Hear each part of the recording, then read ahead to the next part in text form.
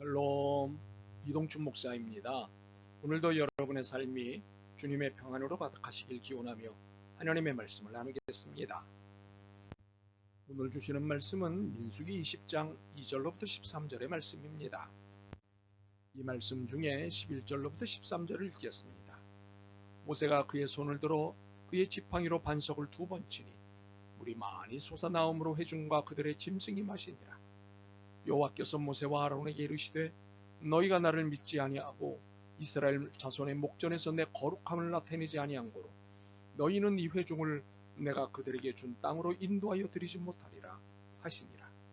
이스라엘 자손이 여호와와 다투었으므로 이를 무리반무리라 하니라. 여호와께서 그들 중에서 그 거룩함을 나타내셨더라. 아멘.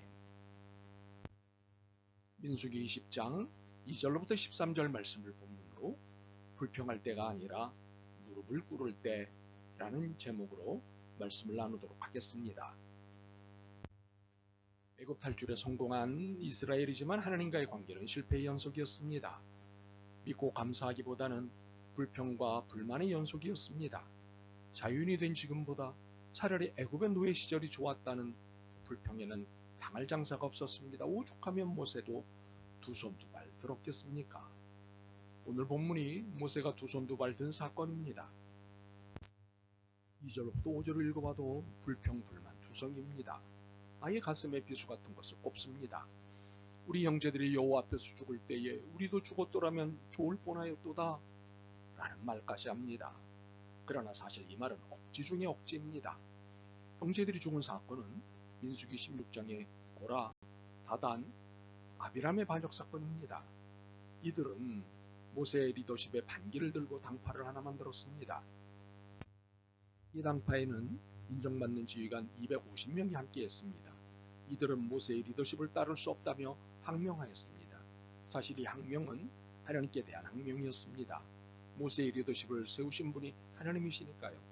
그렇게 이 항명 사건에 대해 하나님은 지신으로 이들을 심판하셨습니다. 바로 이 일을 두고 하는 말입니다. 이 사건은 명백한 백성들의 잘못이었기에 그날 이후 언급해서는 안 될 이야기였습니다.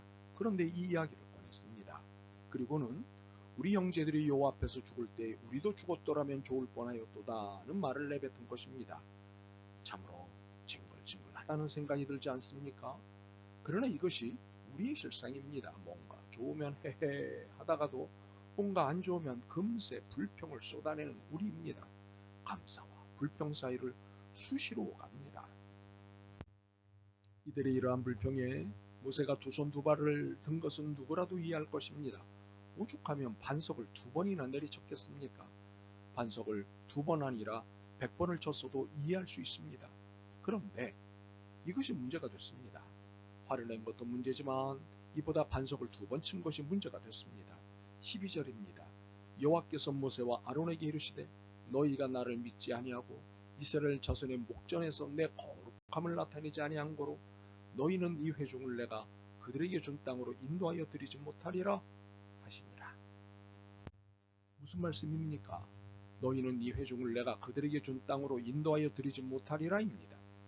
너희는 모세와 아론입니다. 그들은 이스라엘입니다. 준 땅은 가나안입니다. 인도하여 드리지 못하리라는 백성들을 이끌고 가나안에 들어가지 못한다는 것입니다. 한마디로 모세와 아론은 가나안에 들어가지 못한다는 것입니다. 세상에.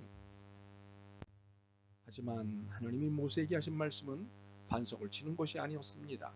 반석을 향해 물을 내라는 명령을 하라는 것이었습니다. 그런데 반석을 2번 쳤습니다. 말은 반석이 아닌 백성들을 향해 했습니다. 이것은 하나님이 지시하는 전혀 다른 행동이었습니다. 이에 대한 하나님의 피드백은 너희가 나를 믿지 아니하고 이스라엘 자손의 목전에서 내 거룩함을 나타내지 아니하였다 였습니다. 이러한 하나님의 피드백을 주속한 것이 13절입니다. 이스라엘 자손이 여호와와 다투었으므로 이를 무리반무리라 하니라. 여호와께서 그들 중에서 그 거룩함을 나타내셨더라. 하나님은 이들의 물 없음으로 인해 벌인 모든 행위를 하나님과의 다툼으로 규정하셨습니다. 여기서 우리는 당황합니다. 그 누구도 하나님과 다툰 사람이 없기 때문입니다. 물론 다투기는 하였습니다. 그러나 이는 백성과 모세 사이의 다툼이었지 하나님과의 다툼은 아니었습니다. 그런데 성경은 이 행위를 하나님과의 다툼으로 규정하셨습니다. 참으로 당황스럽습니다. 이유가 무엇일까요? 표면상으로는 백성들과 모세, 아론 사이의 다툼인 것 같지만 실제로는 하나님께 불평하고 불만을 나타낸 것입니다. 이들을 애굽에서 이끌어내 가나안으로 가게 하시는 분은 하나님이십니다. 이 모든 여정에서 전적으로 이끌어 가시는 분이 하나님이십니다. 그러니 물이 없다고 불평하는 행위가 모세를 상대로 하는 것처럼 보여도 실상은 하나님을 상대로 한 것입니다. 모세와 백성들 사이의 다툼처럼 보여도 실상은 백성들도 모세도 하나님과 다툰 것입니다. 그렇기에 하나님의 피드백을 주석한 13절은 이들의 모든 행위를 하나님과의 다툼이라고 한 것입니다. 백성들은 물이 없는 것이 짜증이 났습니다. 짜증은 날 수 있을 것 같습니다. 자주 있는 일이니 익숙해질 법도 한데 물이 없을 때마다 짜증이 났습니다. 짜증이 날 때마다 자신들을 애굽에서 이끌어낸 모세에게 짜증을 냈습니다.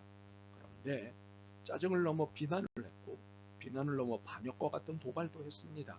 상황이 불안하고 불편할 때마다 백성들은 모세에게 시비를 걸었습니다. 지도자로서 모세의 일은 이들을 이끌어야 하는 일인데 업무의 대부분을 이들의 시비를 달래야 하는 일에 써야 했습니다. 그러다가 화가 나서 반석을 2번씩이나 치는 일이 벌어진 것입니다. 모세도 감정을 가진 사람이었기 때문입니다. 백성들의 모습과 다르지 않은 우리에게 이스라엘 백성들의 이러한 모습이 이해됩니다. 또한 모세와 같은 감정을 가지고 있기 때문에 모세의 행동도 이해됩니다. 그런데 하나님은 이 모든 상황을 품어주시면서도 냉정한 평가와 함께 벌을 내리셨습니다. 모세와 아론은 가나안 땅에 들어가지 못하리라. 분명 백성들의 도발적인 시비에도 물을 내주셨습니다. 그렇지만 모세의 도발적인 행위에는 벌을 내리셨습니다. 그리고는 이둘 사이 행위는 하나님의 거룩함을 훼손한 믿음 없는 행위였다고 평가를 하셨습니다.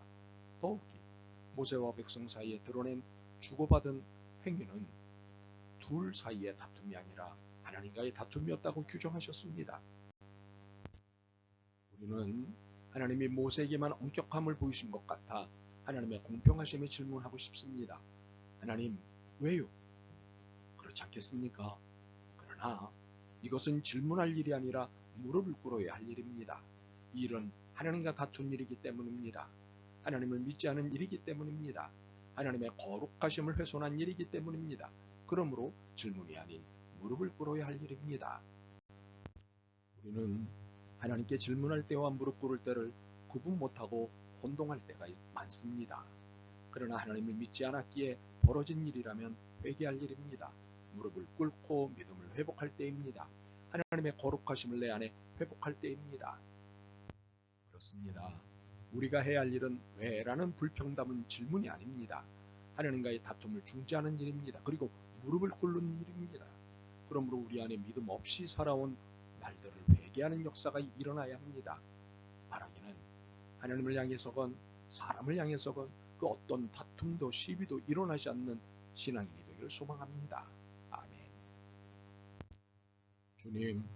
주님이 다루시는 그 어떤 것과도 다투지 않겠습니다. 무릎을 꿇겠습니다. 오직 주님만 바라며 따르겠습니다. 예수 그리스도의 이름으로 기도드립니다. 아멘. 오늘도 여러분의 믿음과 삶을 응원합니다. 사랑합니다.